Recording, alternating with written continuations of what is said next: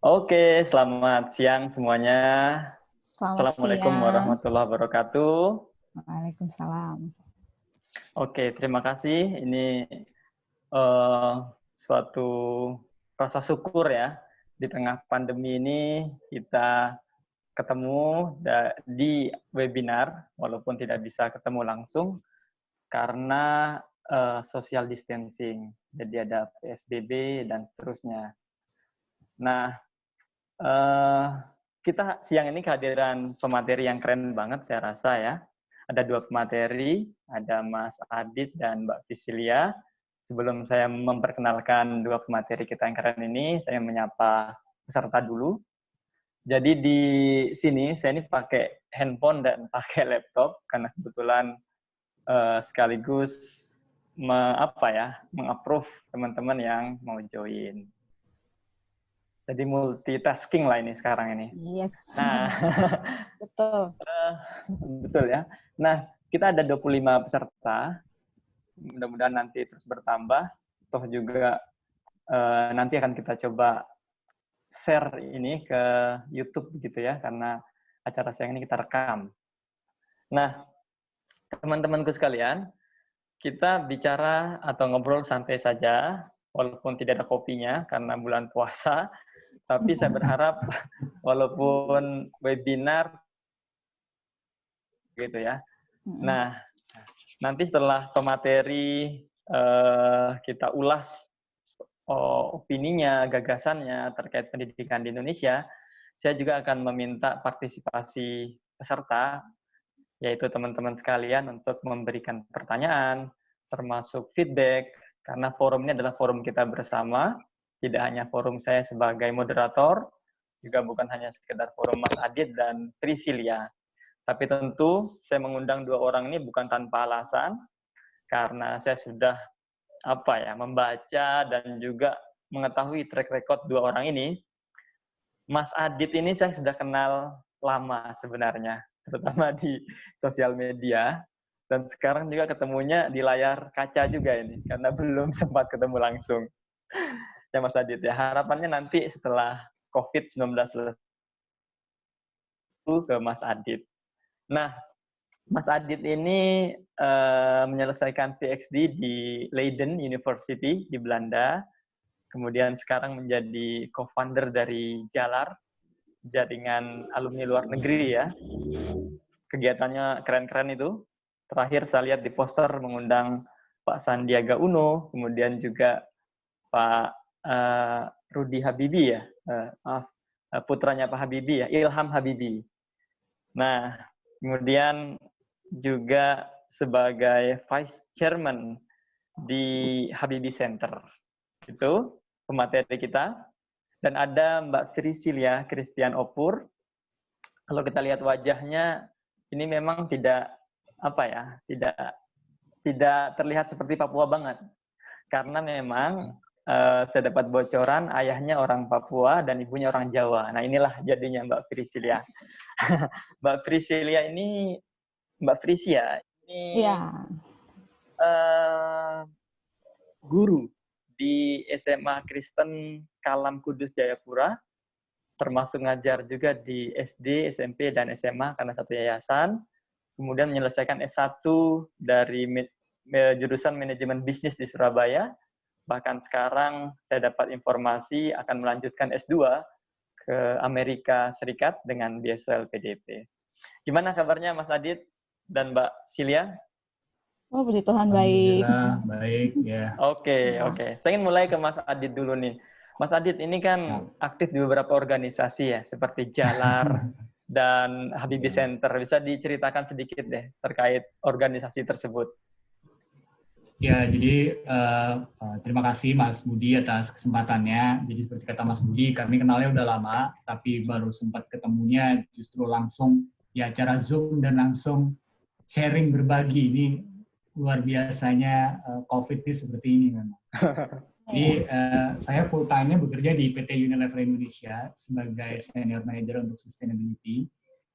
Tapi sebagaimana seperti Mas Budi, karena dulu sering juga aktif di PPI di luar negeri, jadi pas pulang juga aktif di banyak kegiatan.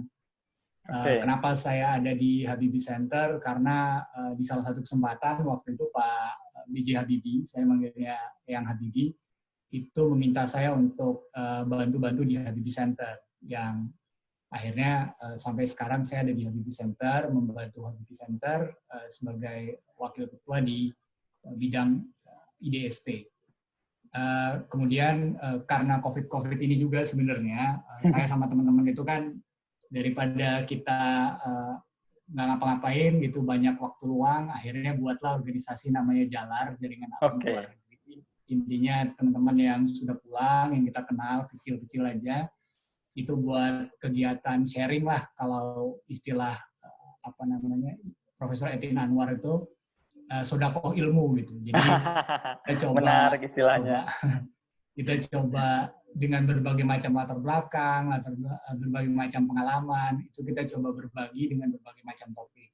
Nah, setelah beberapa kali kegiatan, teman-teman tuh bilang, Mas, yang lain juga dong, kata dia, kita ngundang tokoh sekalian, sekaligus kita belajar.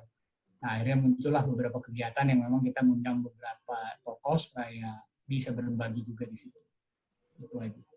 Oke, menarik Mas Adit. Memang tidak sekedar untuk diri sendiri ya, juga ingin bermanfaat bagi banyak orang, terutama alumni-alumni itu, agar ilmunya tidak mandek di rumahnya saja, di kantornya saja, tapi dibikin alumni Jalar.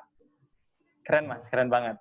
Nah, kalau Priscilia nih di Jayapura, karena kebetulan saya juga pernah ke Papua, ke Merauke, Jayapura, Sentani, dan Mimika, jadi cukup tidak terlalu asing bagi saya, walaupun saya di Jakarta atau di Jabodetabek begitu ya. Iya. Tapi tidak banyak saya rasa orang Jabodetabek yang sudah sampai di sana. Iya. Nah, sebenarnya apa sih aktivitas selama ini, terutama masa COVID di Jayapura, terutama di sekolah Mbak Priscilia? Selama ini saya aktifnya selalu di sekolah ya, ngajar, karena satu yayasan dan harus ngajar di unit yang berbeda, jadi kesibukannya cuma ngajar. Dan setelah COVID menyerang, kami dalam tanda kutip tuh terpaksa harus belajar dari rumah. Nah, di sini itu mulai menarik, karena semua jadi mau nggak mau dipaksa untuk bergaul akrab sama yang namanya internet gitu ya. Kalau kita dulu tuh sebelum COVID cuman akrabnya sama Facebook, Instagram, media sosial lain. Setelah COVID ini terjadi, kami semua berupaya bagaimana caranya supaya bisa akrab dengan media lainnya. Salah satunya kayak Zoom ini ya. Dan guru-gurunya itu dituntut untuk lebih kreatif lagi mengajar melalui media yang seperti ini. Itu kalau situasi di sekolah kami, seperti itu. Oke, Mbak Frisi, jadi selama COVID ini, apakah di Papua, terutama di Jayapura, juga menerapkan sistem work from home dan belajar dari rumah? Apakah juga sama? Ya, sama ya. Saya rasa di seluruh daerah yang terkena COVID, semua harus belajar dan bekerja dari rumah. Seperti itu. Nah, saya ingin tahu nih, kalau di Jawa ya, saya ingin tahu di Papua nantinya. Di Jawa yang konon pendidikannya berkualitas, guru-gurunya itu banyak yang S1, bahkan sudah S2, begitu, itu masih mengalami kewalahan dari sisi penggunaan teknologi, terutama bagaimana menyalurkan proses belajar itu kepada siswa. Sehingga yang saya lihat itu lebih penggunaan seperti WhatsApp untuk pemberian tugas. Ya. Karena siswa juga tidak terlalu akrab dengan penggunaan Zoom, ditambah lagi orang tua juga memiliki keterbatasan. Ya. Nah, kalau di sana, apakah kendala seperti itu sama atau lebih parah? Mungkin bisa diceritakan. Kalau di Jayapura, secara umum itu kita mengalami hal yang sama ya kayaknya, karena itu kita harus terpaksa untuk belajar menggunakan media yang lebih canggih lah daripada sekedar media sosial. Dan di sini kalau bisa dibilang ada kendala yang lebih parah. Misalnya daerah yang tidak terjangkau internet. Nah, itu kami sudah harus mikir tuh, yang dinas pendidikan di sini udah mikir gimana caranya. Satu. Yang kedua, masalah, oke lah kalau internetnya bisa masuk, listriknya. Nah, kami tuh di sini kadang beberapa kali lampu mati, nyala, seperti itu ya. Jadi, itu kendala yang selain dari media yang harus digunakan, kendala lainnya ditambah dengan kondisi yang seperti itu. Jadi, guru-guru di Papua ini benar-benar berpikir gimana caranya supaya belajar dari rumah itu tetap dijalankan. Jadi tetap ada usaha-usaha yang dibuat seperti itu. Terutama memikirkan yang di daerah pelosok yang nggak dapat internet dan listrik, nah itu juga tetap kami pikirkan gimana caranya. Oke. Nah ini saya rasa menjadi insight buat kita semua ya, yang selama ini melihat begini, kalau di Jawa itulah gampangannya, mereka mengalami kewalahan untuk menggunakan aplikasi Zoom, WhatsApp, dan lain-lain. Tapi kalau kita lihat dan mendengarkan bagaimana di Papua yang terjadi, mereka tidak hanya sekedar itu, tapi kadang kendala koneksi internet, kendala listrik nggak ada, bahkan listrik mati hidup, itu menjadi faktor lain. Nah, artinya hal begini juga perlu kita dengarkan, tidak sekedar menganggap semua Indonesia itu seperti kita di Jawa yang selalu listriknya hidup 24 jam dan seterusnya. Oke, Mas Adit. Nah, ini saya ingin minta pendapat Mas tadi terkait memang gap pendidikan kita, Mas ya. Mas kan sangat concern dalam dunia pendidikan. Kalau dari kacamata Mas Adit, bagaimana sebenarnya Mas Adit melihat gap antara pendidikan satu daerah dan di daerah lain? Tolong dielaborasi. Boleh pakai PowerPoint ya? Oke, silakan. Saya ini dulu ya. Oke. Sorry.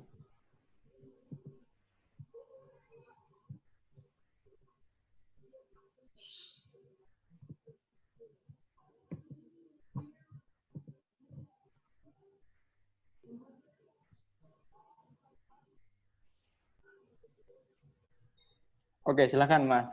Sudah bisa. Oke. Saya minta izin nih karena saya ini tipikal pembicara jadul. Jadi kalau nggak pakai ilustrasi itu agak kurang bisa sharing. Oke, justru menarik ini.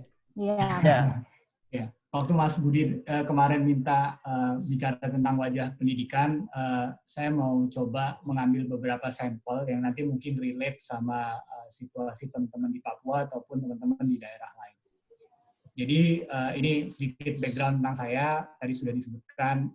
Saya sering ambil foto yang tengah ini di beberapa presentasi saya, karena menurut saya banyak pesan-pesan beliau yang saya dapat selama mengenal beliau dan mungkin menarik itu saya sisipkan dalam setiap presentasi-presentasi saya.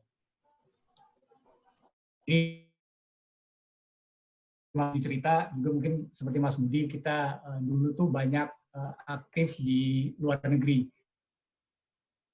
S2 dan S3, S2 saya di Jerman, S3 saya di Belanda, dan selama di luar negeri itu kita bicara di banyak forum-forum internasional lah, sama seperti teman-teman yang lain.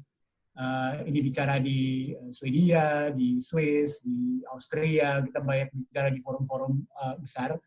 Dari situ kita melihat bahwa sebenarnya waktu itu yang saya ketahui ketika saya di Eropa, salah satu permasalahan pendidikan di Indonesia itu adalah kesempatan untuk banyak orang untuk bisa berkuliah di luar negeri. Sehingga waktu itu kuliah di luar negeri itu jadi sesuatu yang luxury. Jadi ini tahun-tahun 2004, jadi jauh sebelum masanya LPDP, sehingga orang-orang yang waktu itu berkesempatan kuliah keluar itu kita anggap itu punya luxury dan tanggung jawab lebih untuk berkontribusi lebih banyak. Nah, dari situ kemudian saya berpikir bahwa kalau misalnya kita berkesempatan untuk men-sharing informasi tentang bagaimana kuliah ke luar negeri, mencari beasiswa, administrasinya, dan lain-lain, itu adalah salah satu permasalahan yang bisa kita selesaikan di dunia pendidikan di Indonesia. Nah, berangkat dari situ, makanya kemudian selama 10 tahun saya ada di Eropa, saya bicara di banyak forum tentang beasiswa, bagaimana kemudian caranya orang bisa mendapat beasiswa. Jadi sekali lagi nih, jauh sebelum masa LPDP, di mana beasiswa itu jadi sesuatu yang luxury dan tidak diketahui banyak orang. Saya lakukan hampir di berbagai wilayah. Ini hanya sebagian kecil aja. Jadi selama 10 tahun itu mungkin hampir 40 sampai 50 tempat yang waktu itu kita datangi untuk cerita tentang cerita, memotivasi, memberikan keyakinan tentang bagaimana caranya bisa berkuliah di luar negeri. Saya juga kesempatan waktu itu bicara di Universitas Sains Teknologi Jayapura, waktu itu sharing tentang kuliah di luar negeri dan lain-lain. Jadi waktu itu saya berpikir bahwa kalau misalnya bongkahan permasalahan pendidikan tentang akses kuliah ke luar negeri ini bisa diselesaikan, maka itu jadi salah satu hambatan besar yang bisa diselesaikan waktu itu. Jadi saya bicara mulai dari Syah Kuala di Aceh sampai ke Jayapura. Bahkan waktu itu saya bersama teman-teman itu mencoba menginovasi, tidak hanya masuk itu, bahkan masuk sampai ke pesantren yang ada di berbagai wilayah. Untuk menarik, ini bukan di WSTJ sebenarnya, ini di Akademi Perikanan Sorong. Waktu itu karena lokasinya jauh dan agak susah waktu itu berangkat ke Sorong, akhirnya kita lakukan secara online. Dan seminar online yang kita kerjakan tentang beasiswa, tentang kuliah luar negeri, itu berlangsung selama 1 jam. Dan selama 1 jam itu, 20 menit itu adalah mati lampu listrik dan internet. Setiap kali mati lampu, itu organizer-nya bilang, Pak, sebentar ya Pak, kita nunggu lampunya hidup dulu bentar, jangan dimatiin dulu Pak. Dan itu buat saya pengalaman yang sangat berkesan gitu. Dan menurut saya itu adalah salah satu permasalahan pendidikan yang kita hadapi sampai sekarang. Tahun 2013 saya pulang ke Indonesia, dan pada saat saya pulang ke Indonesia, saya berhadapan langsung dengan situasi yang ternyata lebih real dan langsung saya hadapi. Jadi biasanya tuh ketika saya pulang, saya hanya di sekitar Pulau Jawa atau beberapa kota besar yang ada di Sumatera, Sulawesi, Kalimantan. Nah, ketika saya pulang tahun 2013, saya berkesempatan untuk melihat langsung wajah pendidikan kita tidak hanya di kota-kota itu, tapi sampai masuk ke kampung-kampung. Ini pengalaman saya waktu saya ada di Kerinci. Jadi waktu itu setelah hujan, jalanan agak licin, dan kami waktu itu bertujuan untuk membangun salah satu instalasi microhydro yang ada di sana. Ibu ini setelah hujan itu, jadi bayangin jalan ini jalan tanah yang sangat licin, dia harus menggendong anaknya selama 5 jam dari kampungnya untuk sampai ke kota yang agak lebih besar. Saya dan teman-teman itu berjalan 1 jam aja kita harus terguling beberapa kali karena jalanannya licin banget, dan ibu ini harus menggendong anaknya selama 5 jam. Dan ketika sampai di salah satu kampung yang ada di sana, kita bicara dengan banyak tokoh masyarakat, ini anak-anak kecil ini langsung menghubungin kita waktu itu. Jadi dia bilang ke kita, dia bilang, bagaimana caranya supaya saya bisa jadi pintar gitu, sehingga kemudian saya bisa punya kesempatan untuk bekerja di kota-kota yang lebih besar.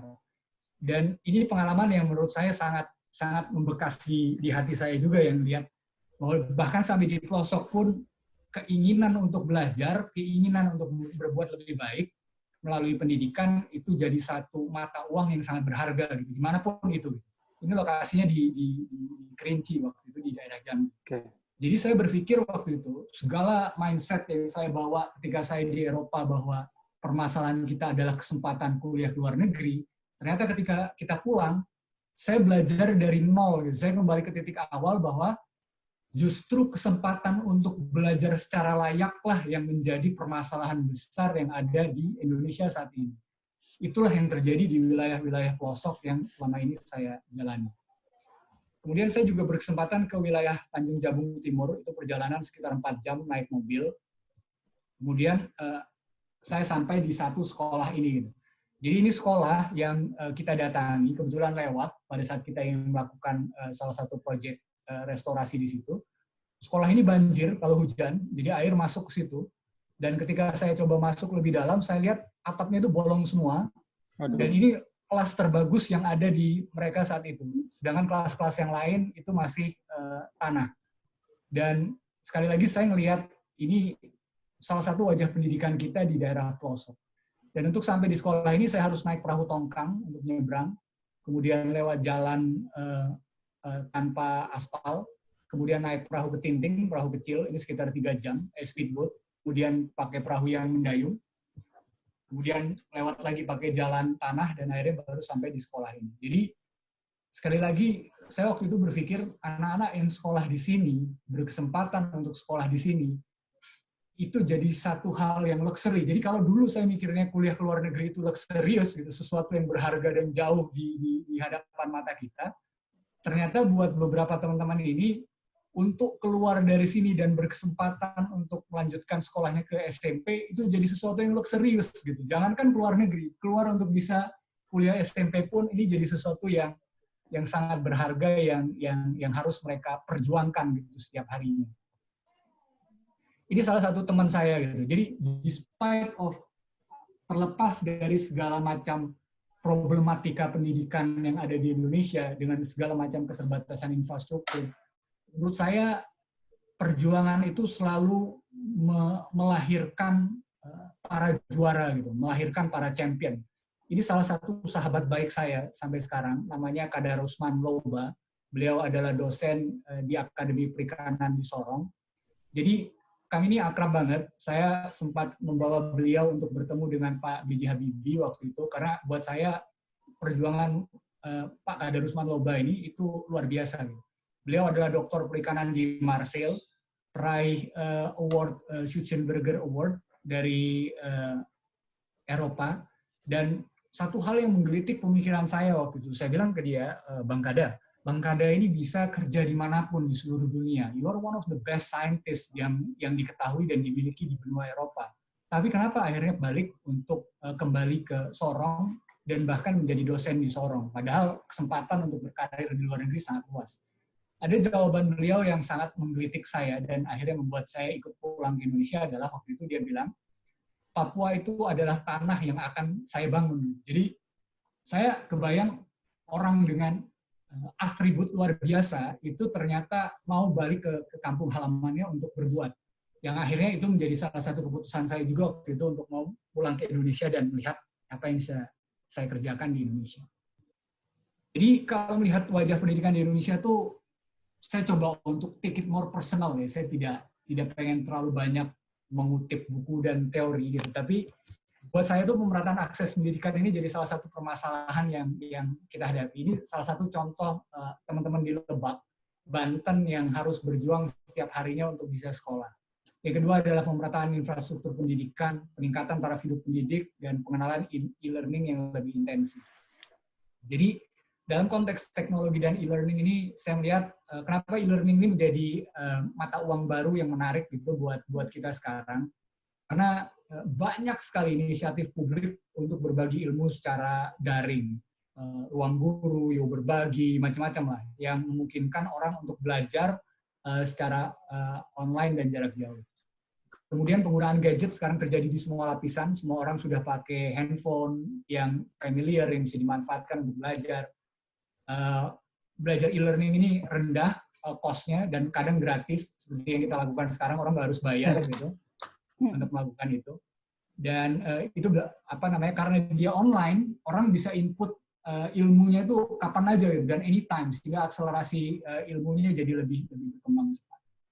Dan ini terus terang satu hal yang kita lakukan sampai sekarang gitu. Jadi di tengah COVID ini dan kadang di tengah kesibukan kerja agak susah untuk langsung hadir ke berbagai tempat, saya menggunakan fasilitas Skype atau Zoom untuk berbagi ke teman-teman di berbagai wilayah di Indonesia. Jadi menurut saya masa depan pendidikan kita memang akan ada di itu aja Mas Budi. Sorry kalau terlalu lama.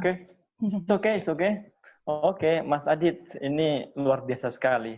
Saya menyimak sekali slide per slide yang disampaikan Mas Adit, dan saya rasa cocok tuh dipanggil oleh Kick Andy, karena salah satu slide itu saya lihat pernah masuk di Kick Andy, dan sebuah ini juga ya,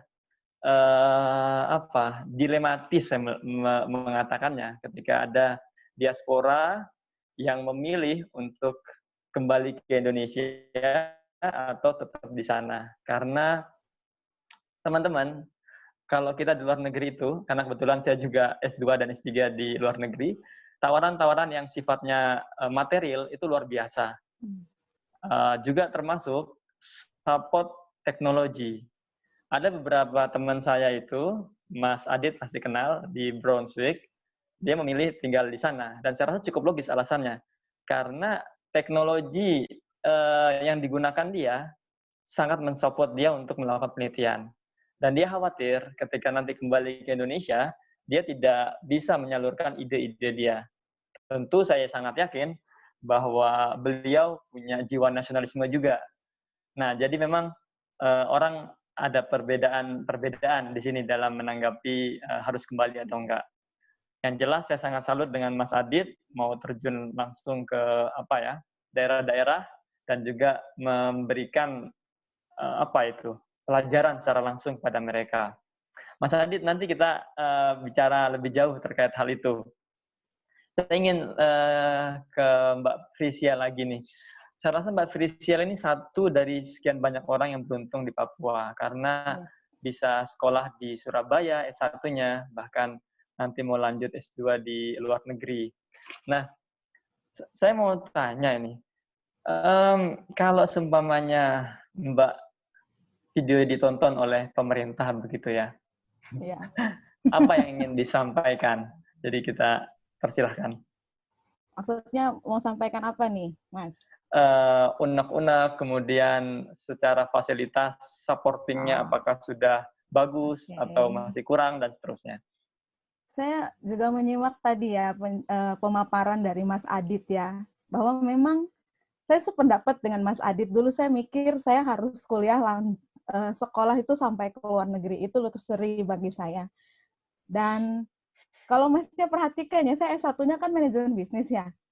Saya belajar itu bikin bisnis plan. Entah mengapa tiba-tiba saya harus banting setir jadi buat lesson plan. Itu suatu hal yang bisa dibilang itu gap-nya jauh sekali ya. Tapi setelah saya menjadi guru, saya menikmati itu dan saya rasa ini panggilan hidup saya seperti itu.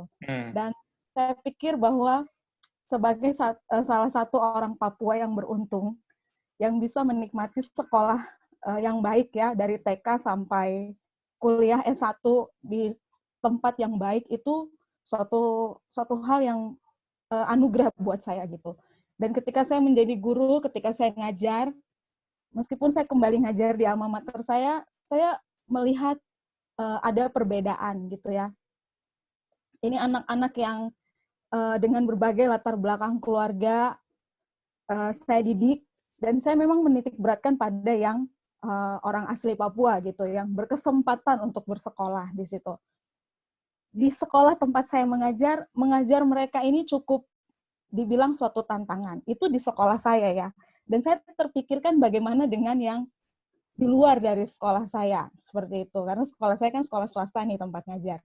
Nah, di gereja saya tuh ada semacam kegiatan namanya Rabu Gembira. Kami tuh mengajar anak-anak Papua yang tinggal di sekitar kompleks sekolah yang ya kehidupan sehari-harinya tidak seberuntung teman-temannya gitu ya. Jadi kami mengajar hal-hal dasar seperti membaca, menghitung, berbahasa Inggris seperti itu ya.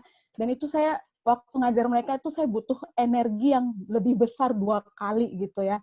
Kesabaran yang lebih dalam lagi, dan itu rasanya nah ini yang saya pikirkan mungkin pemerintah bisa melihat ya. Kayaknya itu bukan cuma masalah Papua. Tadi kalau kita lihat dari slide-nya Mas Adit itu, bahkan di Jawa ada tempat pun juga yang sama gitu ya.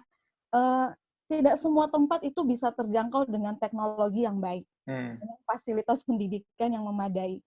Ada anak, bahkan saya lihat di berita di mana-mana gitu ya, ada anak-anak yang memang berjuang dengan sangat untuk bisa sampai ke sekolah, untuk bisa mendapatkan pendidikan. Nah, itu mungkin yang bisa diperhatikan ya. Saya tuh bersyukur sekali punya teman-teman guru yang ada di pedalaman yang bisa bertahan di sana demi mendidik anak-anak di sana. Adik saya dulu dia di salah satu lembaga apa sih namanya saya lupa gitu ya. berkecimpung di dunia pendidikan anak-anak gitu ya. Jadi dia sering keliling-keliling ke pedalaman, dan ketika dia pulang dia menceritakan bagaimana dia berinteraksi dengan anak-anak di sana. Mereka tuh senang sekali belajar. Mereka tuh ketika mereka bisa membaca tuh, adik saya sampai wah, ikut-ikutan nangis gitu ya. Oh, mereka tuh senang sekali kami bisa membaca. Jadi ya, tapi saya nggak menyalahkan pemerintah juga sih. Masalah Indonesia ini kan luas kan ya. Kita tidak seperti Finlandia yang negara kecil bisa diatur. Kita luas sekali. Mungkin, nah itu juga yang jadi salah satu pertimbangan saya untuk mengambil major S2 saya itu Education Policy and Management. Jadi bagaimana kita bisa mengatur sistem pendidikan yang baik untuk Indonesia Raya yang demikian beragam seperti ini. Jadi pendidikan itu bisa dinikmati oleh semua orang, bisa dinikmati dari Sabang sampai Merauke, dari kota sampai pedesaan dengan porsi dan kebutuhan mereka masing-masing. Seperti itu. Tidak bisa disamaratakan gitu kurikulum di kota sama di pelosok. Itu nggak bisa. Oke, menarik. Beda. Jadi seperti itu. Menarik. Iya. Poinnya adalah tadi tidak bisa disamaratakan pendidikan antara satu tempat dengan tempat lain. Karena namanya local wisdom dan seterusnya yang itu harus dilestarikan ya.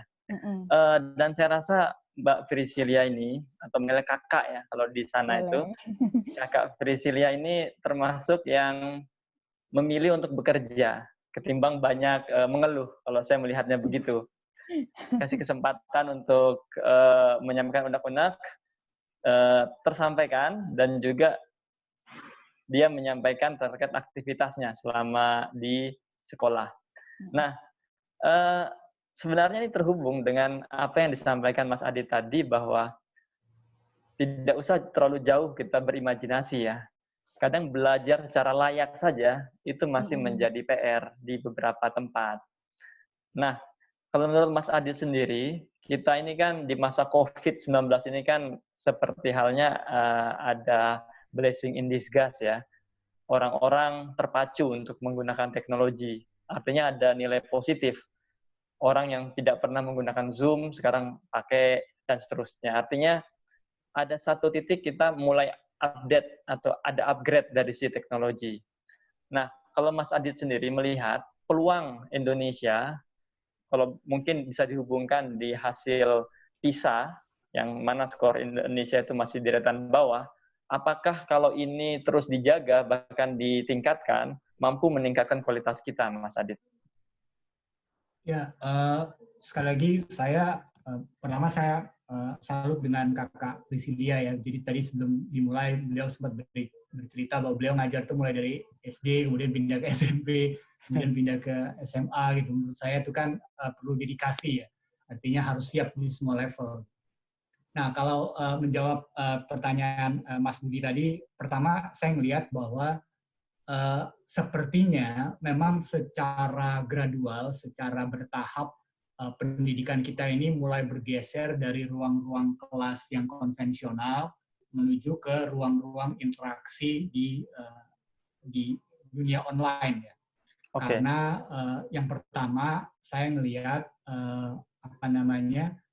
dengan adanya interaksi di dunia online ini, yang pertama itu lebih memungkinkan interaksi dengan banyak pihak. Jadi si guru bisa bermitra dengan guru yang lain di daerah lain misalnya untuk berbagi ilmu pengetahuannya.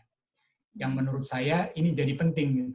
Karena sekali lagi untuk beberapa sekolah-sekolah yang mungkin kesulitan aksesnya, infrastrukturnya masih belum optimal, maka terbayang bagaimana sulitnya seorang pendidik untuk mencari ilmu yang mungkin sekarang sudah berubah gitu dari setahun yang lalu, 2 tahun yang lalu, 3 tahun yang lalu. Sehingga referensi mereka itu jadi sangat terbatas. Nah, beberapa teman itu membuat inisiasi bagaimana caranya mengirimkan buku-buku pelajaran yang tidak dimanfaatkan atau yang sudah yang berlebih kemudian diberikan ke sekolah-sekolah yang lain. Jadi media daring atau media online ini itu membuka peluang buat tenaga pendidik mendapatkan referensi ilmu lebih besar dengan cara bermitra. Jadi itu menurut saya salah satu kelebihannya. Yang kedua, salah satu kelebihan kenapa pendidikan mungkin akan secara bertahap lari ke media online. Jadi banyak sekali orang-orang yang berprofesi bukan sebagai tenaga pendidik, kayak saya nih, saya background-nya ini kelautan, S2 saya tentang geologi, nggak ada hubungan sama pendidikan. Tapi kalau misalnya disuruh bicara tentang pendidikan untuk membantu mensupport mungkin guru-guru yang ada di beberapa wilayah yang terpelosok, itu banyak orang yang tidak memiliki latar belakang pendidikan, bahkan pekerjaan yang mungkin berbeda, itu berniat untuk menjadi relawan sebenarnya, relawan online untuk berbagi ilmunya terkait dengan permasalahan yang mungkin ada di entah itu geografi, bahasa Indonesia, bahasa Inggris, apapun itu gitu. Jadi menurut saya akan ada manfaatnya seperti itu. Bahkan dengan adanya media online ini, mungkin seperti Budi juga pernah rasakan, banyak teman-teman bahkan yang ada di luar negeri itu rela untuk menyisihkan waktunya untuk berkontribusi berbagi ilmunya juga. Jadi saya melihat sebenarnya trennya bagus nih untuk ini. Hanya mungkin sekali lagi problemnya kan infrastruktur seperti yang Bu Frisilia bilang tadi. Tidak semua daerah itu punya akses internet yang bagus dan lain-lain. Ini yang jadi challenge yang mungkin menurut saya bisa kita pikirkan bersama nanti ya bagaimana bisa menyelesaikan. Cuma saya melihat sekali lagi ini kayak blessing in disguise ya buat banyak orang karena dia berkesempatan untuk belajar langsung dari banyak orang gitu yang di luar negeri, di daerah lain. Oke Mas Adit. Jadi ini sejalan dengan apa yang disampaikan Bapak Pendidikan kita, Ki Hajar Dewantoro, bahwa mari kita jadikan setiap rumah itu sebagai sekolah dan setiap orang sebagai guru. Jadi tidak hanya sebatas sekolah itu ya yang SD, SMP, SMA, tapi setiap rumah sekarang seperti sekolah begitu ya. Nah, kalau Mas Adit sendiri melihatnya, apakah setelah ini peran guru dan sekolah itu jadi tidak penting? Atau justru sebaliknya, harus semakin mengupgrade dirinya sehingga bisa sejajar dengan penggunaan teknologi. Itu gimana, Mas Adit? Ya, kalau saya melihat peran guru ini selalu ada dua. Saya jadi ngajarin nih para dosen dan guru di sini yang pasti ilmunya lebih banyak. Saya melihat kan pertama kan pasti sebagai pengajar. Jadi beliau memang mengajarkan ilmunya. Yang kedua itu sebagai teladan yang memberikan contoh. Nah, saya melihat peran pengajarnya ini di era sekarang memang jadi lebih terupgrade ya nantinya karena ibu saya sendiri dosen, latar belakang keluarga saya itu dosen, ibu saya dosen, paman saya dosen, tante saya dosen, semuanya dosen. Jadi setelah zaman COVID ini, ibu saya nggak pernah megang internet, nggak pernah megang komputer, jadi harus megang komputer. Jadi dia harus belajar akhirnya bagaimana cara mengajar secara online. Jadi setidaknya dari sisi penggunaan teknologi, sekarang staf pengajar itu jadi terupgrade di situ. Yang kedua, apakah dengan model seperti ini peran guru jadi berkurang? Menurut saya enggak, karena guru sebagai teladan itu selamanya akan menjadi contoh. Saya selalu bilang ke ke teman-teman saya bahwa saya bisa jadi seperti ini karena guru saya itu mengajarkan contoh ke saya tentang kerja keras, tentang nggak boleh cengeng, tentang macam-macam lah. Nah, peran yang itu apapun mediumnya tidak bisa dihilangkan dari seorang guru karena dia melekat di situ. Murid akan selalu melihat bagaimana gurunya gitu, sehingga tanggung jawab seorang guru itu jadi selalu ada gitu, apapun medianya, online, offline. Jadi tidak akan pernah hilang peran itu menurut saya. Menarik. Thank you Mas Adit atas gagasannya dan pandangannya terkait peran guru dan sekolah. Saya mau kembali ke Kak Frisilia. Jadi terakhir nih, sebelum kita buka tanya jawab, karena pesertanya kayaknya sudah mulai ingin bertanya ini di chat. Saya lihat sudah mulai banyak chatnya, tapi banyakkan ini memperkenalkan diri. Nah, tapi saya rasa 45 orang ini tertarik juga untuk bertanya kepada dua pemateri, nggak sekedar saya yang bertanya ya. Nah, Kakak Frisilia, kira-kira seperti apa sih imajinasi atau harapan setelah COVID-19 ini kaitannya dengan pendidikan di Papua? Imajinasi saya setelah ini ya, kita tetap berjuang ya, tetap melanjutkan perjuangan ya kita sebagai guru tetap mengajar, siswa tetap antusias dalam belajar, dan situasi COVID ini membuat kita semua sadar bahwa apapun kondisinya, apapun situasinya, belajar itu tetap harus. Ini agak terputus ini. Jangan-jangan listriknya udah mati juga ini. Kayak Mas Adit bilang tadi kan. Nah, teman-teman, inilah gunanya kita sekali-kali mengundang teman-teman dari sana, bahwa kendala teknis itu ya seperti ini, pas mereka belajar, ada kalanya guru menyampaikan pesannya nyampainya seminggu kemudian misalnya, dan seterusnya. Nah, kita coba mengetahui secara langsung. Nah, kita akan buka tanya jawab sambil menunggu Kakak Priscilia on lagi. Dan di sini Mas Adit saya rasa sudah siap lah untuk menjawab pertanyaan dari peserta. Sudah online ya Priscilia, tapi it's okay. Nanti kita masuk ke tanya jawabnya. Hei, Kakak Priscilia. Maaf ya, rekan-rekan. Ini yang seperti saya bilang tadi, lampu di rumah saya mati, wifi saya mati, so sekarang saya harus hotspot. Jadi nggak apa-apa. Tapi apakah bisa kedengaran? Sekarang bisa. Saya mau buka ini, Kakak Priscilia. Atau mau dilanjutkan dulu terkait tadi yang mau disampaikan? Harapannya seperti apa sih nantinya?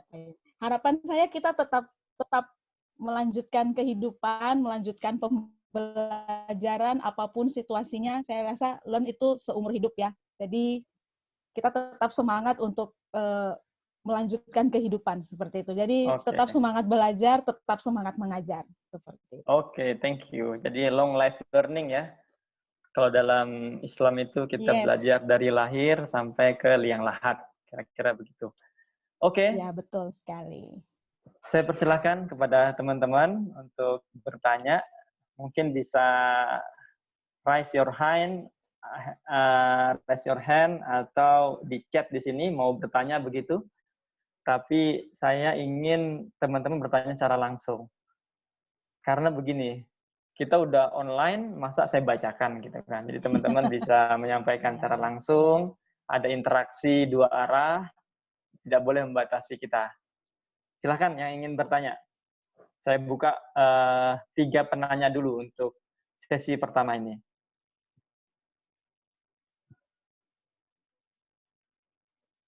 Ini ada yang dari Muhammadiyah Buni, dari Stai Tulang Bawang, Lampung ini, dan lain-lain. Silakan, ada yang mau nanya nggak nih? Dari teman-temannya Mbak Kakak Priscilia mungkin, dari Papua.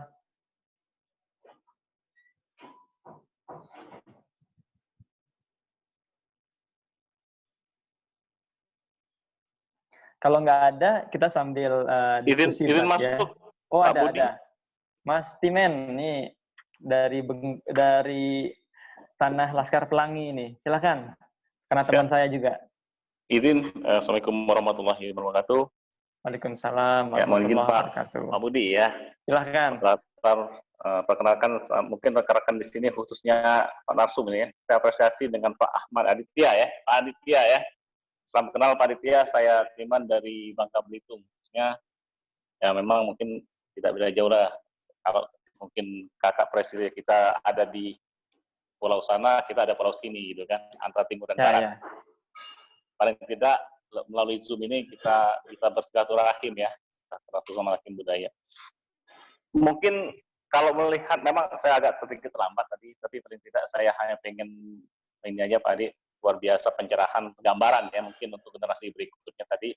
Ya saya rasa ini orang kaliber kelas internasional semua ini, Abudi ya kan, itu menggunakan wawasan yang sangat luar biasa. Pertama gini banget, kira-kira kalau dari kacamata, apalagi saya lihat tadi sekilas ya mengenai posisi jabatan yang sekarang ini sebagai di Habibie ya, Habibie Center, itu saya rasa tidak mudah untuk bisa berada di posisi itu. Saya rasa punya orang yang punya networking dan juga wawasan yang luas. Seperti apa sih harapannya ke depan terkait dengan pendidikan Indonesia khususnya ya di daerah-daerah terpencil? Mungkin tadi kita sudah disampaikan.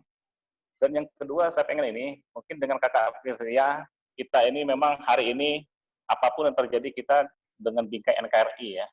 saya berharap ya kemungkinan pemerintah ke depan melihatlah, apalagi mungkin tidak hanya di Papua ya, contoh di Lembah. Tetapi saya fokus dengan Papua, jangan sampai hari ini ya seperti diceritakan tadi, mungkin di Bangka Belitung kalau masalah listrik agak infrastruktur alhamdulillah agak bagus ya kakak ya. Tetapi tadi barusan mati yang siang bolong seperti ini tiba-tiba menggunakan wifi gitu kan. Iya, betul. Tetapi begini, maksud saya gini, mungkin eranya setelah mungkin beberapa tahun ke depan paling tidak pendidikan di Papua ya atau rata-rata masuklah lana berapa saya nggak tahu ya, saya tidak punya data itu, tetapi paling tidak ke depan ya jangan sampai ya di usia sebagai ya lebih tinggi lah minimal di atas nasional atau mendekati nanti ke depan mungkin 10 atau 15 tahun akan datang. Jadi gini Pak Ahmad, disinilah sekarang kendala kami di daerah masalah pendidikan. Maaf, mungkin Pak Budi sudah tahu lah khususnya di Makassar misalnya. Kami punya potensi, tetapi jangan kalian berpikirkan untuk kuliah di luar negeri gitu. Ya terkadang untuk bersekolah di ini aja agak susah terkait masa biaya, aktivitas dan sebagainya. Akhirnya mentok-mentok tanda kutip maaf, UT istilahnya gitu.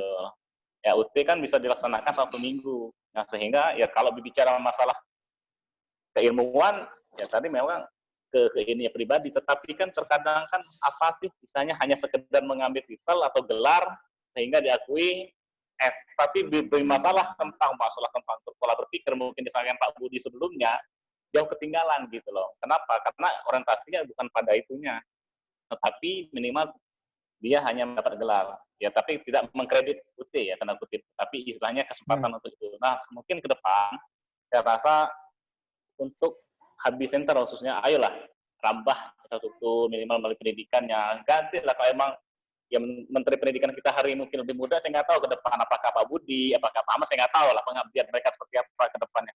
Mungkin itu aja sekilas, mungkin selanjutnya jalan lagi. Terima kasih Pak Budi, mohon Pak Ahmad, kalau ada salah kata, ya, terima kasih. Assalamualaikum warahmatullahi wabarakatuh. Waalaikumsalam warahmatullahi wabarakatuh. Makasih Mas Timen dari Bangka Belitung ya. Kotanya Laskar Pelangi. Nah, saya rasa langsung tolong dijawab Mas Adit terkait pertanyaan tadi. Ya, jadi yang pertama saya mau komentari dulu tadi Pak Timen, kalau misalnya Mas Budi jadi Mendikbud, saya setuju dan mendukung nih. Mudah-mudahan di bulan puasa nih diaminkan doanya. Mas Adit dulu lah, kita nyusul. Yang kedua, sebenarnya pertanyaan ini menarik nih. Saya pengen jawab dengan sedikit cerita dulu. Jadi waktu itu saya diminta untuk bicara di Tapanuli Selatan. Jadi saya bicara di Tapanuli Selatan, di depan sekitar 100-an petani gitu. Nah selesai saya bicara di Tapanuli Selatan, saya turun, kemudian ada salah satu anak muda yang ada di pintu keluar itu, dia yang deketin saya, kemudian dia cerita bahwa untuk sampai ke tempat ini saya harus jalan 8 jam, dia bilang. Karena saya cuma pengen dengar apa yang diomongin.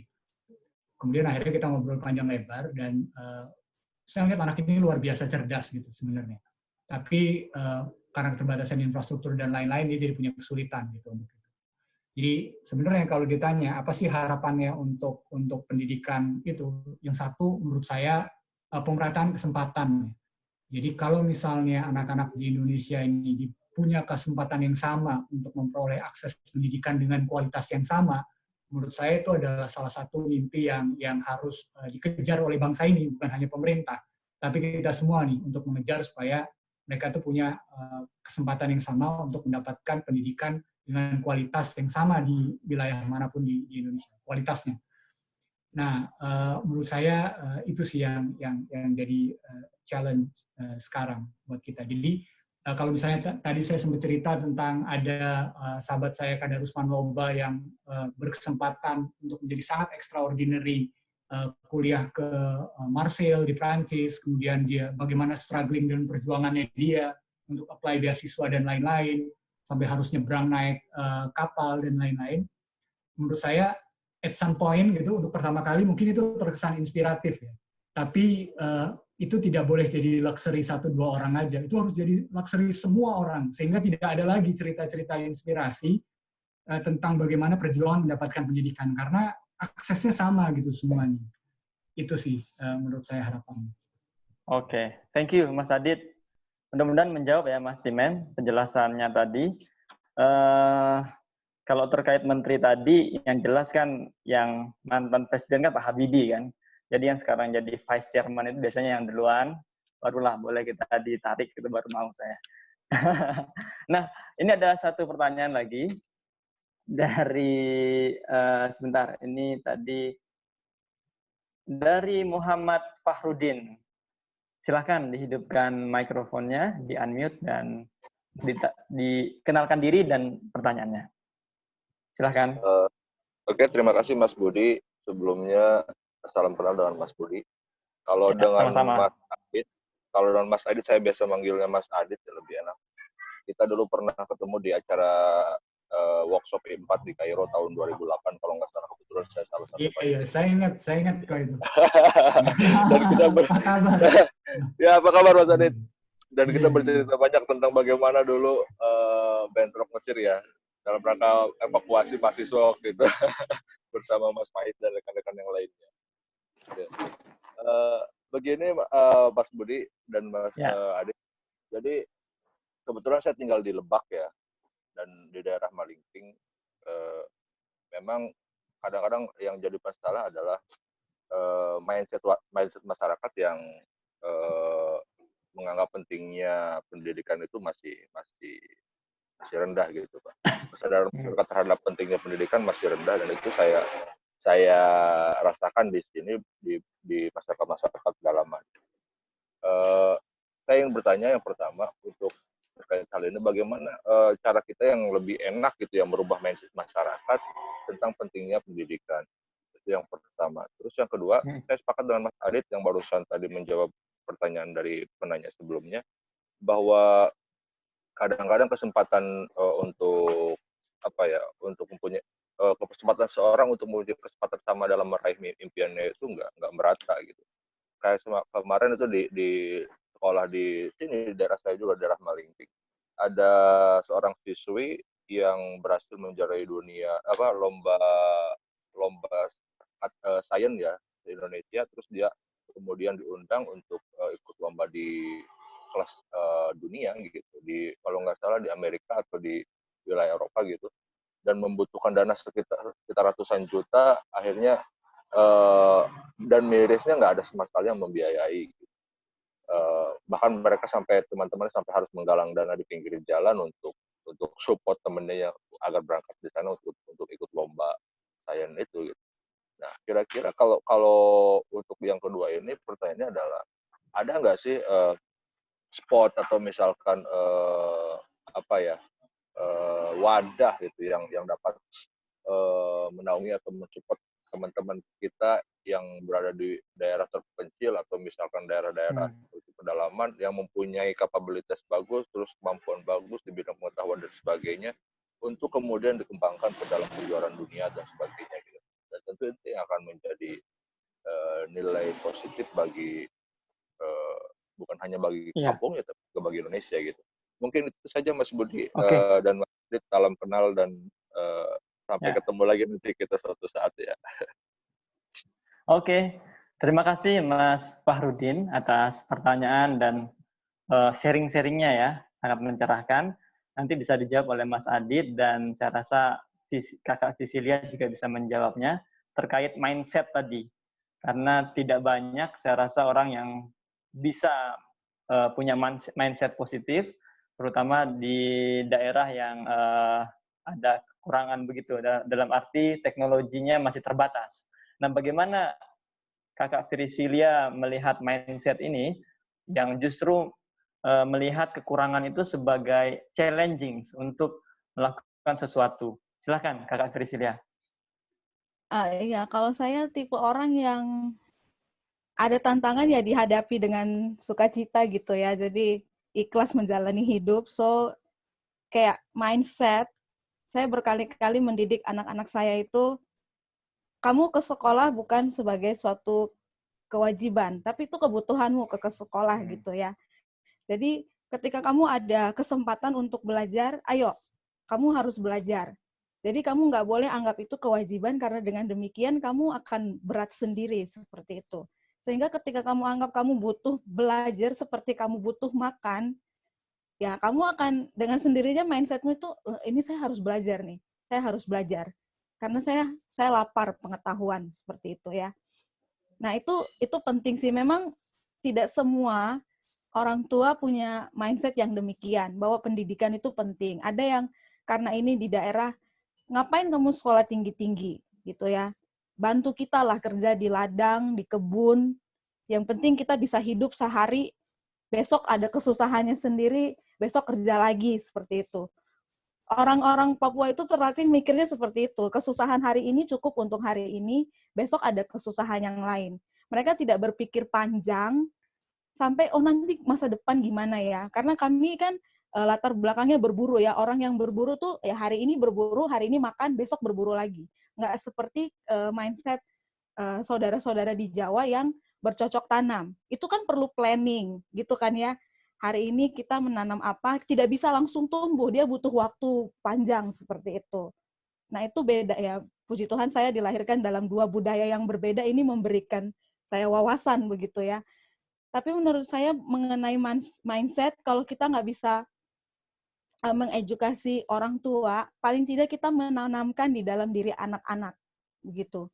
Mungkin melalui kemauan anak-anaknya ini, orang tuanya akan merasa, oh iya, dia butuh belajar. Seperti dia butuh makan, seperti itu. Karena belajar itu bukan untuk, kita nggak bisa lihat hasilnya sekarang. Hasilnya tuh nanti. Tahun depan, 2 tahun lagi, itu lama. Jadi nggak bisa on proses, kamu belajar hari ini langsung bisa hari ini. Nggak bisa. Belajar itu proses, seperti itu ya. Jadi kalau masalah mindset, saya pikir mari kita ubah dari yang bisa kita ubah dulu, gitu ya. Jadi ya udah dari anak-anaknya. Kalau misalnya masyarakat sekitar agak sulit, itu bisa dilakukan dengan satu pendekatan seperti itu. Kalau saya sih mengambil langkah seperti itu. Oke. Sangat mencerahkan sekali ya. Dan ini satu dari sedikit guru saya rasa yang punya mindset luar biasa. Terima kasih Kakak Firisil ya. Pertama tadi terkait keyakinan rezeki ya. Saya rasa semua agama itu mengajarkan hal-hal demikian. Nilai-nilai bahwa Tuhan itu mencukupi kehidupan kita. Jadi tidak perlu terlalu khawatir, walaupun usaha juga harus dilakukan. Yang kedua, terkait mindset dan Papua, saya jadi teringat kata Bapak Yohanes Surya ya. Dia bilang, tidak ada anak yang bodoh, yang ada adalah anak itu belum menemukan guru yang tepat gitu ya. Jadi, nah kita nih sebagai guru, sebagai kakak, sebagai teman harusnya bisa mengajak mereka untuk juga bisa setara dengan kita minimal, bahkan bisa lebih.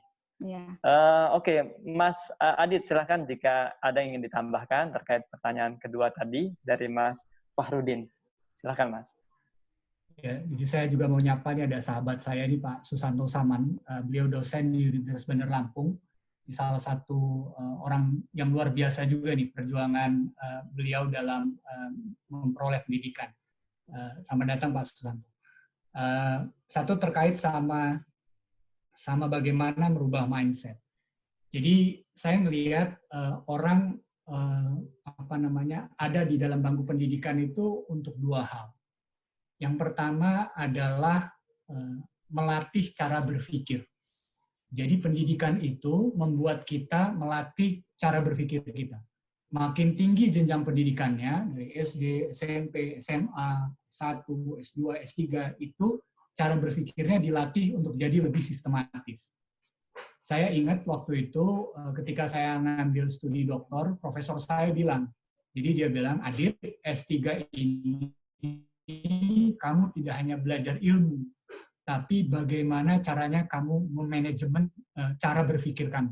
Jadi cara berpikirnya akan dilatih jadi lebih sistematis dengan orang ikut di dalam pendidikan. Jadi itu yang pertama. Yang kedua itu adalah proses membiasakan diri kalau menurut saya ketika orang ikut di dalam bangku pendidikan. Jadi bisa dibayangkan bagaimana kita dari kecil sampai sekarang kita tahu kapan kita harus seperti ini, kapan kita harus seperti ini.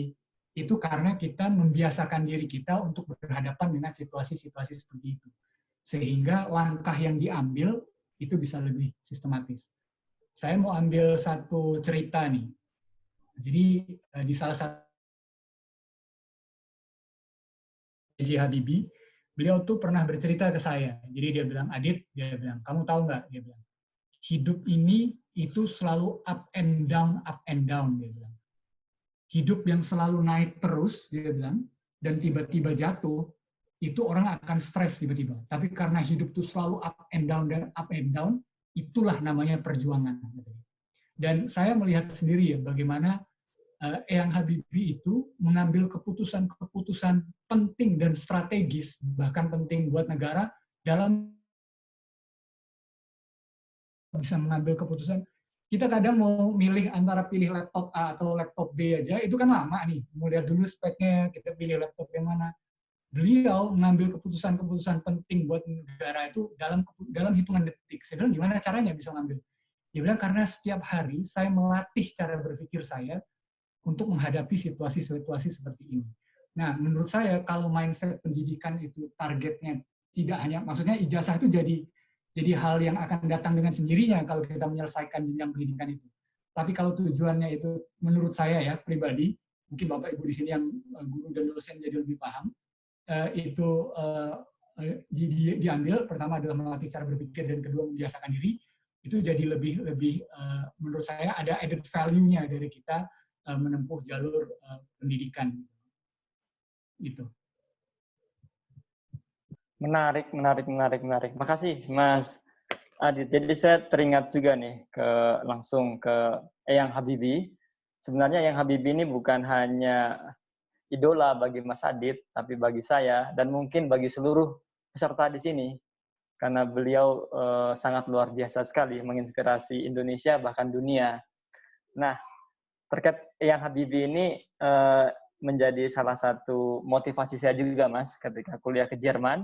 Karena waktu itu Pak Habibie menjadi role model lah bagi Indonesia, bahkan saya. Jadi saya kebetulan nulis buku Jelajah Hidup Tanpa Batas.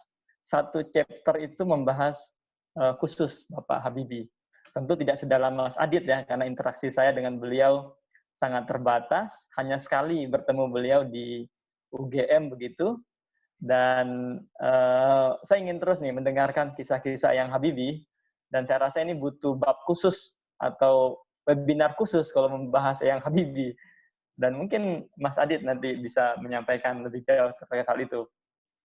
Nah, kita memaksimalkan waktu karena masih ada mungkin sekitar... saya mau kasih satu cerita lagi, Mas Budi. Ini mungkin cerita yang beliau tidak bagaimana kemudian pendidikan itu melatih cara berpikir. Saya mau kasih satu cerita yang mungkin orang nggak banyak tahu ya, dan nggak pernah ditulis di buku. Jadi satu waktu itu kami lagi makan siang, jadi saya tuh selalu makan siang rutin sama beliau. Jadi di salah satu makan siang itu, saya pernah ngomong gini sama dia, saya bilang, Eyang, kenapa Eyang ini bisa dipanggil Mr. Crack? Saya bilang, saya pengen tahu gitu, karena beliau kan selalu identik dengan Mr. Crack dan penerbangan. Jadi beliau tuh dengan santainya gitu dia ngobrol, dia bilang gini, jadi suatu waktu dia bilang, dulu ketika sedang ada perang dingin, baik blok barat dan blok timur itu bersaing tentang bagaimana caranya bisa mengendalikan rudal balistik. Jadi dulu rudal balistik itu dikendalikan lewat sirip. Nah, sayangnya ketika rudal balistik itu dikendalikan lewat sirip, presisi atau ketepatan jatuh rudal dua blok,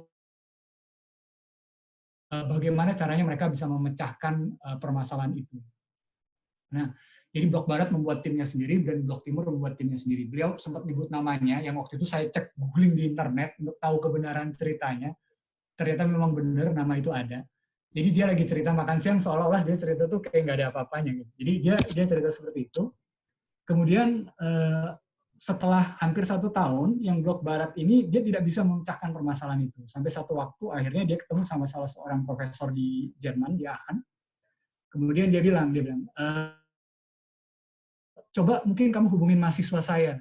Mungkin dia tahu, dia bilang, bagaimana caranya memecahkan permasalahan itu. Dia bilang, are you sure? Kamu yakin? Dia bilang, ini semua orang aja kesulitan untuk memecahkan permasalahan ini.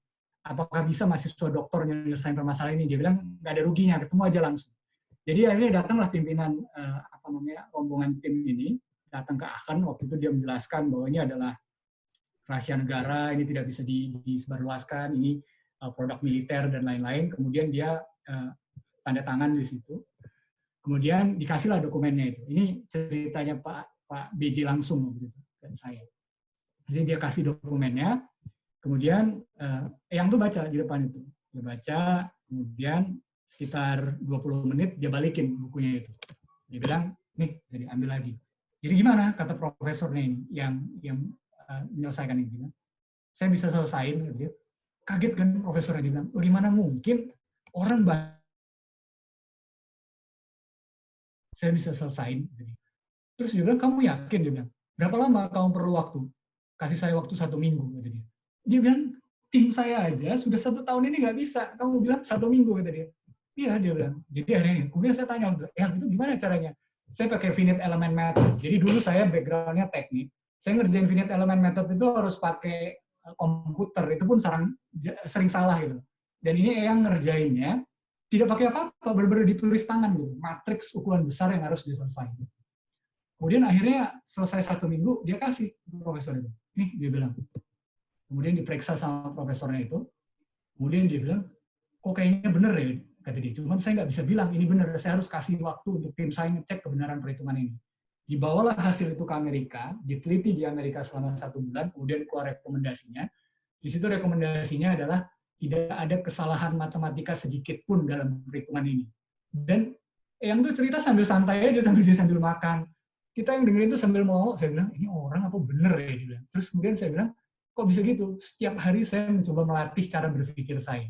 Jadi buat saya, ijazah, keuntungan, dan lain-lain, itu sesuatu yang datang mengiringi itu, gitu loh. Tapi bagaimana orang menggunakan pendidikan sebagai vehicle, sebagai kendaraan untuk melatih cara berpikir terus tentang bagaimana dia membiasakan cara berpikirnya, itu lama-kelamaan orang akan terbiasa gitu akhirnya memecahkan permasalahan yang pelik karena pikirannya itu jadi sistematis gitu. Itu yang saya. Nah, itu sedikit cerita aja. Ada banyak cerita yang lain.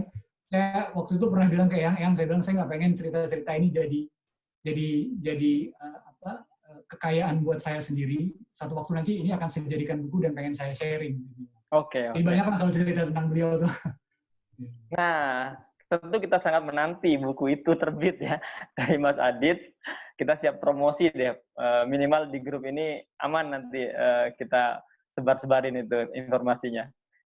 Ayo Mas, ditulis Mas, kita sangat menanti loh. Nah, kita lanjut lagi ke penanya. Ada 2 penanya, Ornella sama Rani Siregar. Silahkan buat Ornella dan nanti langsung dilanjut oleh Rani Siregar karena ada keterbatasan waktu ya, biar langsung dijawab oleh para pemateri. Silahkan Ornella, di-unmute dulu suaranya. Terima kasih atas kesempatannya, Kak. Oke. Nama saya Ornella dari Makassar, Kak. Salam kenal sama Kak Budi. Salam Kak kenal Adit, juga. Dan Kak Fris. Ya, Jadi salam ingin kenal. ditanyakan, Kak, salah satu yang masih menjadi kendala terbesar dalam pendidikan Indonesia ialah penerapan kurikulum 2013. Nah, menurut Kakak, bagaimanakah efektifnya kurikulum 2013 ini mampu meningkatkan mutu atau kualitas pendidikan di Indonesia itu sendiri? Terima kasih, Kak. Oke, terima kasih Ornella. Sama kayak namanya ya, singkat, padat, dan jelas. Oke, next ke Rani Siregar. Jadi Rani Siregar ini teman saya juga, mentor klik coaching untuk negara Australia, baru lulus ini. Ini kayaknya pertanyaan susah ini, hati-hati loh ya. Silakan, Rani.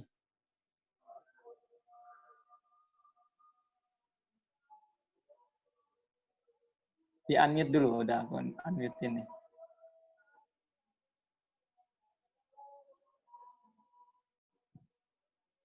Halo Rani. Sambil nunggu jawaban Rani, mungkin dijawab dulu ya.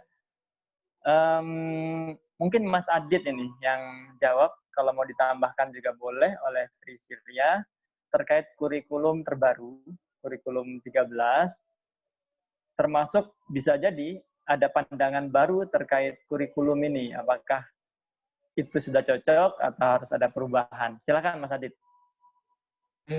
terus terang karena tidak berlatar belakang pendidikan, jadi saya tidak begitu tahu kurikulumnya. Jadi mungkin Kakak Frislilia yang lebih pas untuk menjawab. Nanti kalau saya jawab, terus saya sok tahu lagi. Silakan. Oke. Inilah salah satu contoh ilmuwan tuh begitu ya. Tidak semua dijawab. Nah, kalau orang semua dijawab itu rata-rata bisa dipertanyakan keilmuannya. Oke, silakan Kakak Priscilia. Terima kasih. Saya menjawabnya kira-kira berdasarkan pengalaman saya ya. Jadi saya masuk ngajar 8 tahun lalu itu dengan kurikulum masih berbasis kompetensi, lalu tiba-tiba berubah menjadi kurikulum 2013. Dan betul ya Saudara Ornella, guru juga ya. Karena sampai hari ini kurikulum 2013 itu mengalami revisi, dan revisi. Seperti itu. Jadi saya sampai hari ini sudah beberapa kali mengikuti pelatihan tentang kurikulum 2013 ini. Ya, saya sih sebagai seorang pendidik dan dulunya pernah menjadi murid, semua kurikulum itu baik diberikan oleh negara untuk menjamin bahwa pendidikan di Indonesia itu jadi lebih baik seperti itu ya. Jadi kalaupun ada revisi, ya itu bentuk dari kepedulian pemerintah bagi kita guru-guru untuk menghasilkan yang terbaik bagi sistem pendidikan kita. Cuman memang kendalanya adalah yaitu sesuatu yang terus-menerus direvisi itu kan nggak asik ya. Kita baru coba sesuatu, oke, kita laksanakan yang ini, tiba-tiba direvisi lagi, tiba-tiba ada pembaruan lagi. Ya, seperti itulah hidup. So, mungkin kita harus terima, tapi mari kita berpositif thinking ya, berpositif attitude juga. Kita terima itu sebagai sesuatu yang baik gitu ya. So, yang bisa kita lakukan adalah memanfaatkan dengan sebaik-baiknya kurikulum ini untuk kemajuan pendidikan. Karena saya melihat bahwa kurikulum 2013 ini tidak terlalu menyusahkan sepertinya, seperti itu ya. Kalau saya mau sharing, penerapan kurikulum 2013 di lingkungan saya mengajar, jadi itu lebih ke pembelajaran kontekstual ya. Ada program-program yang kami buat di khususnya di yang pertama untuk kelas 10 dan kelas 11 di SMA saya tempat saya mengajar, itu kami ada program entrepreneur. Lebih tepatnya program magang. Kalau mau dibilang magang itu kan sebenarnya tugasnya SMK ya.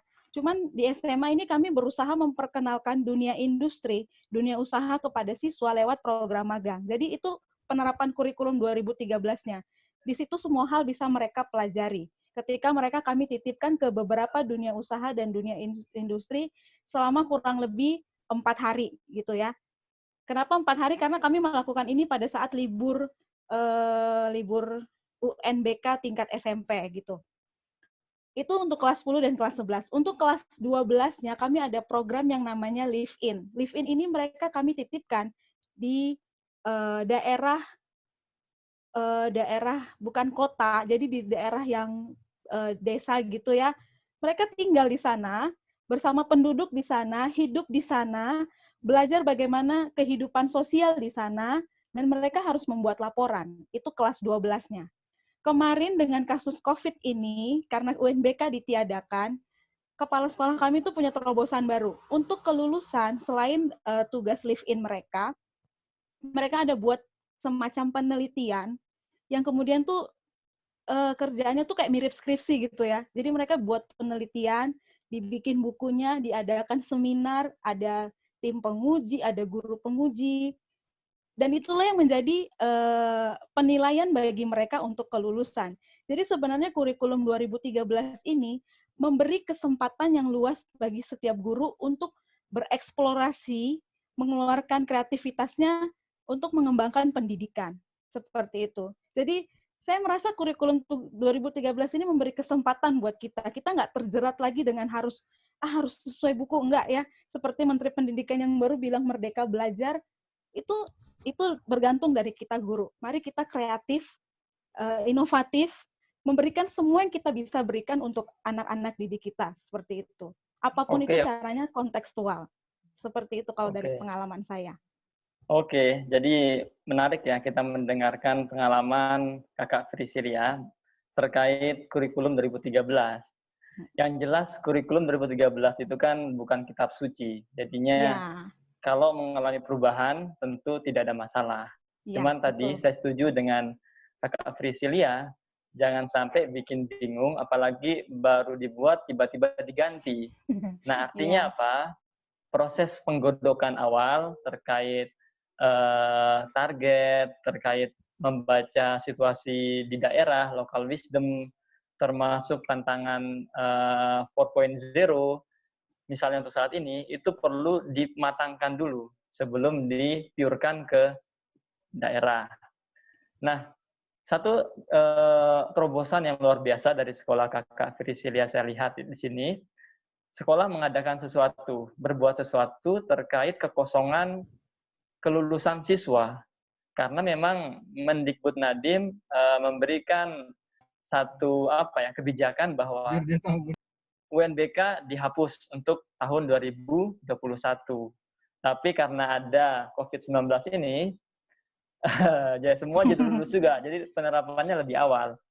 Cuman saya rasa harus ada juga semacam standar tadi, atau minimal apa sih pengganti UN ditiadakan itu untuk tahun ini.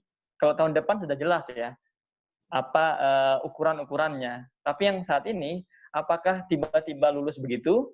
Dan saya lihat ada inisiasi dari Timur Indonesia, yaitu melakukan shifting, membuat makalah seperti itu. Jadi siswa tetap melakukan sesuatu. Ya, jadi mereka lulusnya nggak karena rebahan aja, tapi mereka benar-benar memperjuangkan kelulusan mereka seperti itu.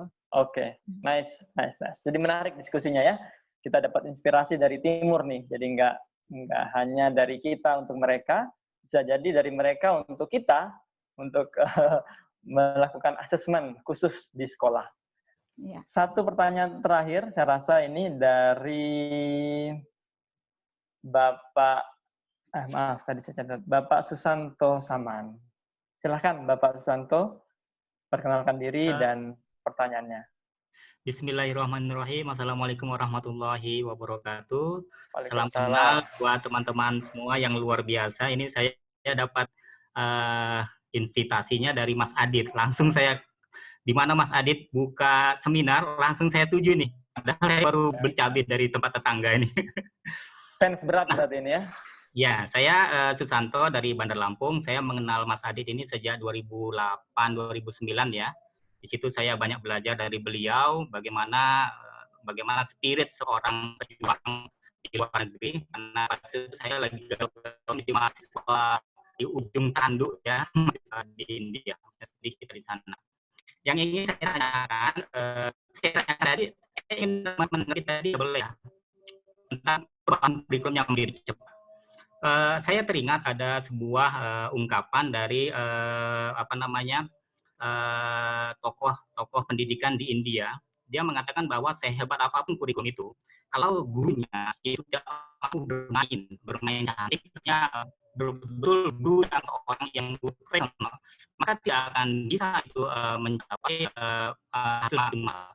Tapi kurikulum itu sederhana, itu luar biasa hebatnya, seandainya itu di tangan seorang guru yang hebat. Jadi ke depannya mungkin kebijakan pendidikan nasional adalah coba bangun guru super ini. Jadi guru yang misalnya di kota, di mana saja itu harus dibekal karena bisa mengembangkan potensi setiap peserta didik. Nah, itu mungkin salah satu PR besar bagi bangsa kita. Karena saya teringat itu pada zaman Soekarno, dia lakukan adalah mempersiapkan para mahasiswa dan dikirim, dia buat camp itu ya. Kemudian setelah itu dikirimnya ke pelosok-pelosok untuk mencari bibit-bibit unggul. Artinya dia tidak berpikir pada kurikulum, tetapi pada sumber daya unggul yang ada dibebankan pada guru. Nah, kalau ini kita sudah pikirkan, maka saya yakin dan saya percaya sesederhana apapun itu kurikulum, mau berubah sana mau berubah sini, itu akan tetap bisa menggali potensi terhebat dari setiap insan generasi muda di seluruh pelosok Indonesia. Bayangkan 250 juta bisa tersentuh potensinya dengan guru-guru hebat ini. Nah, nanti kita harapkan para pemimpin masa depan yang mungkin dari grup ini akan muncul tokoh-tokoh nasional, pemimpin masa depan, itu mungkin bisa menjadi perhatian. Terima kasih. Boleh pertanyaannya, Mas? Ya, pertanyaan saya untuk Mas Adit dan Ibu Priscilia ya. Begini, kita ini kan di pelosok ini, di pedalaman di Lampung dan sebagainya. Terkadang kita ingin mendapatkan memiliki cita-cita dan sebagainya, tapi kondisi kita, lingkungan kita yang tidak mendukung. Ini melihat kehebatan Pak Adit dan usaha yang luar biasa dari Ibu Priscilia, bagaimana kira-kira yang bisa kita lakukan terhadap murid-murid kita lah, supaya mereka tidak terkungkung dengan keterbatasan yang melingkari kehidupan mereka. Terima kasih. Oke, terima kasih. Pertanyaannya bagus sekali, Mas. Saya ingin ke penanya selanjutnya, penanya terakhir sebelum dijawab. Ada Rani Siregar yang tadi ingin bertanya, sekarang udah on lagi kayaknya. Silahkan, Rani, mentor Klik Coaching ini. Selamat sore teman-teman semuanya, Mas Adi juga Mbak Priscilia. Nama saya Rani. Saya bisa dibilang campur-campur. Jadi berdarah Batak, tapi saya tinggal di Lampung. Jadi ada beberapa tadi saya lihat, wah banyak orang Lampung hari ini ya kayaknya. Sekalian reuni kan, kalau nggak dengan via Zoom meeting ini, saya juga nggak tahu kalau ternyata di Lampung juga sangat interest sama pendidikan. Banyak orang yang masih interest sama pendidikan gitu. Jadi nggak cuman seperti yang, maksudnya seperti yang saya temui selama ini aja gitu kan. Kebetulan ibu saya itu seorang guru di Lampung. Terus saya sekolahnya sampai SMA itu di Lampung, dan saya kebetulan dapat kuliahnya di Jogja. Jadi meninggalkan Lampung udah dari umur 17 tahun ya. Dan kemarin saya baru awal tahun ini saya kembali, kebetulan juga saya dapat lagi kesempatan untuk kuliah S2. Jadi untuk para tenaga pendidik di Lampung saat ini tuh jangan saya juga dulu dari SD Impres nih. Jadi anak SD Impres satu-satunya yang nyampe kuliah di sana itu mungkin ya. Jadi SD Impres juga saya dulu tuh. Jadi memang saya juga pernah tinggal di Merauke 2 tahun, Mbak. Jadi saya juga paham kondisinya. Ya antara Lampung sama Papua itu ya kurang lebih sama. Di Lampung juga sering mati lampu tuh. Meskipun deket ya sama Jakarta, itu kita sering pasti seminggu itu ada 2 kali tuh mati lampu itu, tengah kota padahal. Memang itu saya sepakat banget sama yang dibilang sama Mas Adit, bahwa memang yang permasalahannya itu adalah kesempatan untuk mendapatkan mendapatkan kesempatan belajar itu belum rata di Indonesia ini gitu kan. Nah, kemudian yang yang jadi pertanyaan saya ini, kadang-kadang ya, saya juga nggak mengeneralisir gitu. Itu kadang-kadang itu biasanya sudah menjalani atau sudah berada di posisi yang lebih baik ya, para tenaga pengajar itu suka lupa gitu sama misi awal mau mendidik masyarakat ya. Itu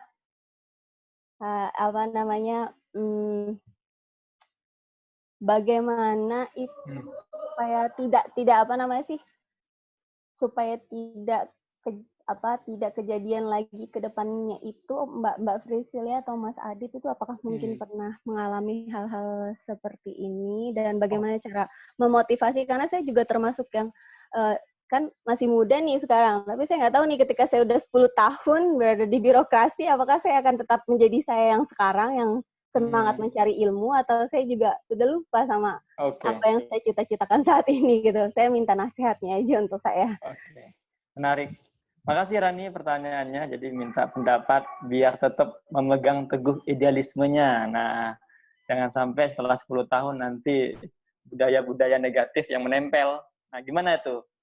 Dari 2 penanya tadi, dari Lampung dan dari Rani, silahkan bisa Mas Adit dulu atau Kakak Priscilia dulu. Mas Adit dulu mungkin ya. Silahkan. Ya.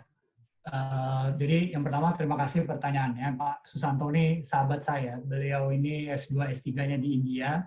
postdoc-nya sampai di MIT beliau, dan perjalanan hidupnya menarik waktu Luar kalau biasa. misalnya kita dengarkan gitu. Jadi salah satu orang yang menurut saya pejuang ilmu. Jadi kalau saya coba rangkum aja jawabannya untuk berdua. Jadi saya melihat yang pertama, saya melihat bahwa pendidikan itu adalah salah satu cara buat kita untuk mendapatkan kesempatan yang lebih besar. Jadi dengan adanya pendidikan, itu membuka peluang-peluang yang lain untuk kita bisa lebih banyak berkarya. Jadi itu. Jadi kalau ada orang tanya misalnya, Mas, apakah kuliah S1 aja cukup? Gitu. Saya bilang kalau bisa S2, ambil. Kalau bisa S3, ambil. Karena dengan kita mencoba untuk mengambil pendidikan yang lebih besar, saya percaya ada peluang-peluang yang lebih besar yang disediakan di situ untuk berkarya.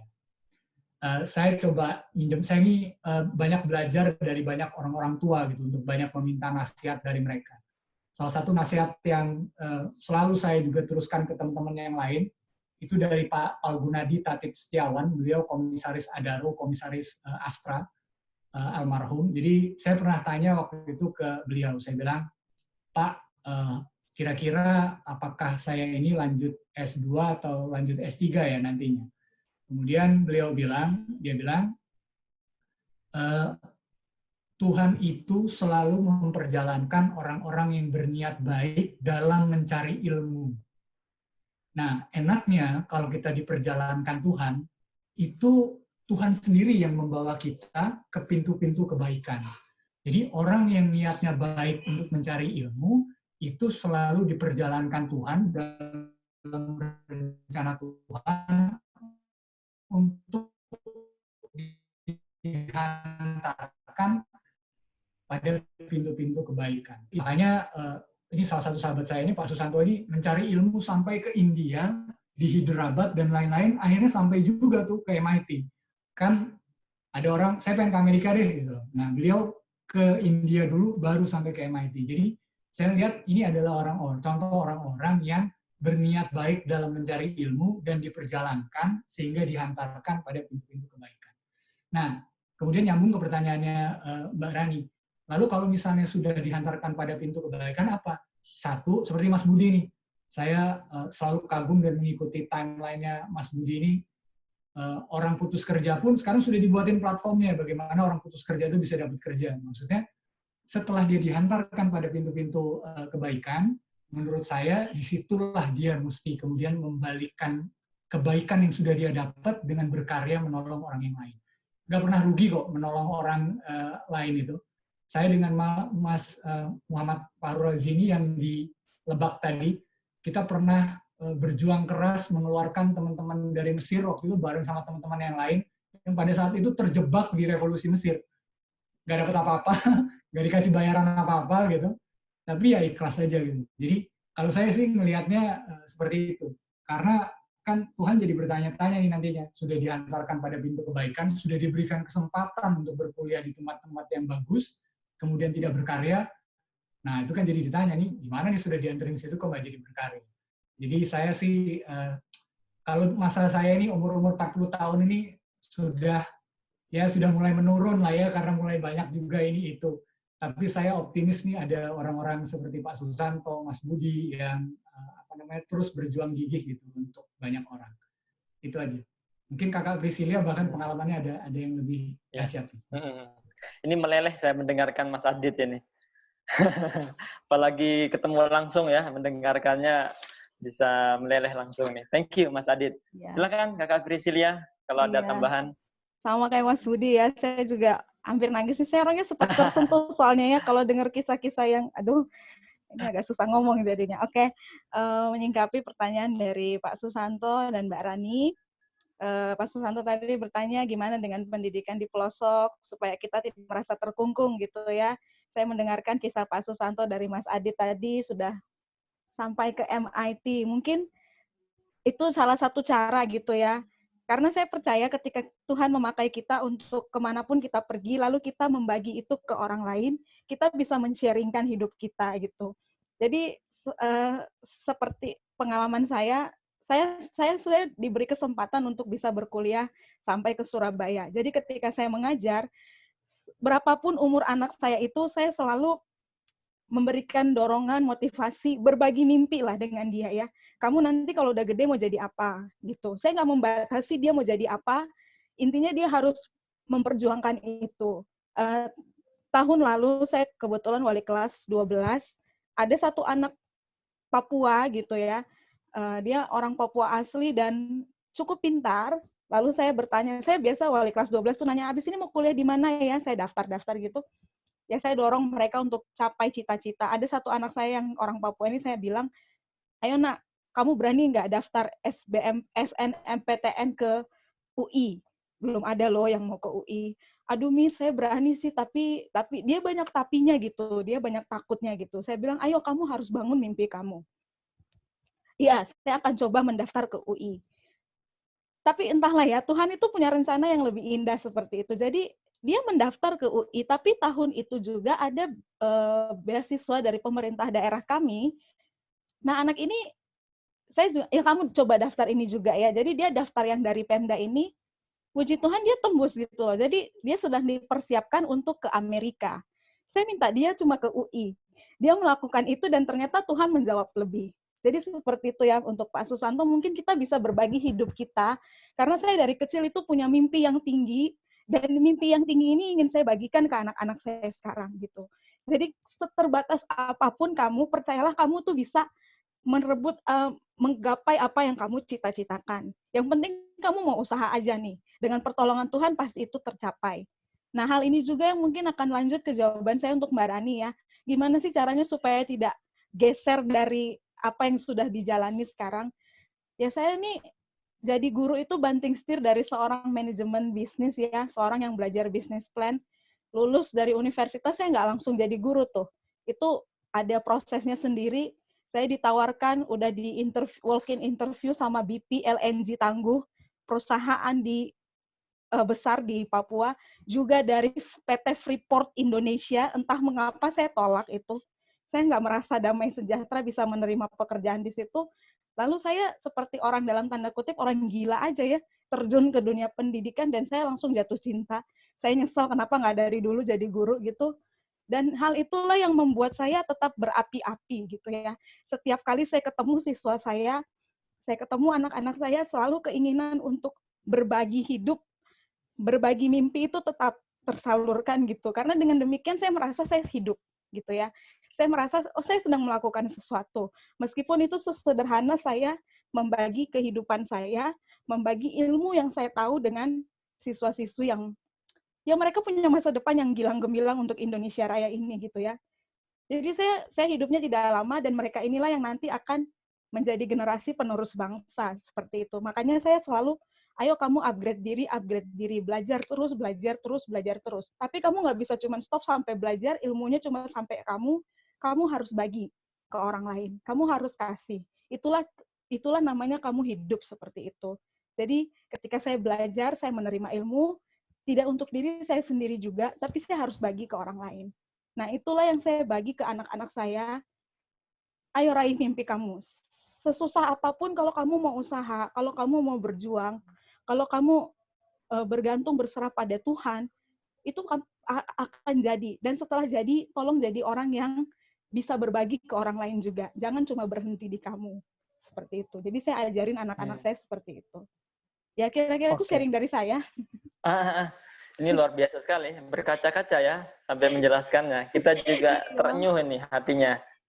Dan memang kita tidak salah mengundang Mas Adit dan Kakak Felicia di sini. Banyak insight, masukan. Kakak Adit, kebalik jadinya. Mas Adit meninggalkan Belanda, bahkan juga tawaran-tawarannya pasti banyak di sana, memilih kembali ke Indonesia. Pilihan yang berat, tapi sangat luar biasa. Begitu juga Kakak Felicia, setelah lulus dari Surabaya, ditawari di perusahaan besar, tapi memilih menjadi guru. Tapi keduanya sekarang tidak kekurangan ya. Mas Adit diberikan kepercayaan di banyak tempat, begitu pula Kakak Felicia bahkan diberikan kesempatan untuk S2 nantinya ke Amerika. Artinya kalau kita memberikan sesuatu, ini saya mengutip aja dari kedua pemateri, kita memberikan sesuatu, kita malah bertambah rezeki kita. Nah, teman-teman sekalian, sebenarnya saya ingin sekali melanjutkan, tapi sekali lagi waktu kita terbatas.